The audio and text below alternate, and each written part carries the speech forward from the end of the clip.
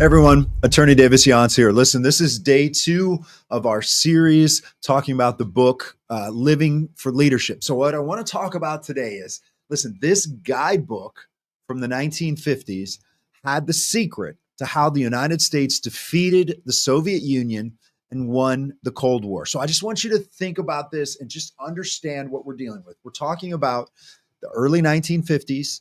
It's the height of the Cold War. There's a lot of fear. There's a lot of concern about what's going to happen and how communism is going to be defeated. The Soviet Union was enemy number one. And there was this real question about whether American principles, Christian principles, were going to be what had the most influence in the world, or whether or not communism, the evil of communism, essentially a system so evil it has to be enforced by bloodshed, a system based on Darwinian evolution that was designed to attack and destroy the family, then the church, then the government and schools, and replace it with evil, pure evil. That's what communism ultimately is. It's always what it leads to in implementation, because it's essentially the idea that we're worshiping man instead of God, and that leads to destruction and chaos. So what happened in the 1950s? What was the United States Air Force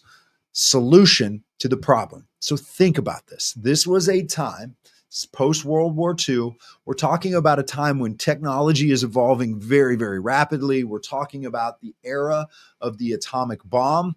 We're talking about fighters and bombers and all kinds of amazing technology that's changing warfare. And the Air Force was at the leading edge of that. And so the question was, when you have a new chief of staff of the Air Force and they're going to come in and they're going to make changes, what are they going to do? What is going to be the central piece of their training, particularly their training for these pilots that are going to be the tip of the spear? And the answer was, Chief of Staff of the Air Force came up with a new guidebook, a new training manual for the Air Force, and it was called Living for Leadership. This is a reproduction of it that we did, because the only version you could find anywhere was an old scanned in PDF version that was hard to read. But here's the key. Understand, the solution that they came up with was pretty simple. They published a training manual that was going to give the critical edge against the Soviet Union and against the communists. And you know what the solution was? It wasn't technical training. It wasn't superior science, superior know-how, superior expertise. It was character.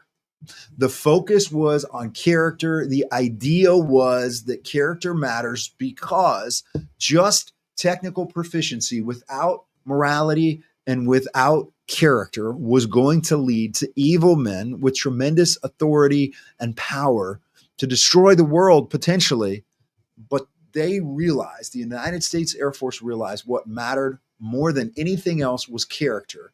And it was character, it was truth, morality, biblical principles were the thing that was going to lead to success in the United States and ultimately defeat communism. So that's really what Living for Leadership is about. It talks about and explains why character matters, and why the goal is to ensure that there are principled officers serving in the military, utilizing basic common principles of morality and goodness, and that was the answer to the godless evil of communism.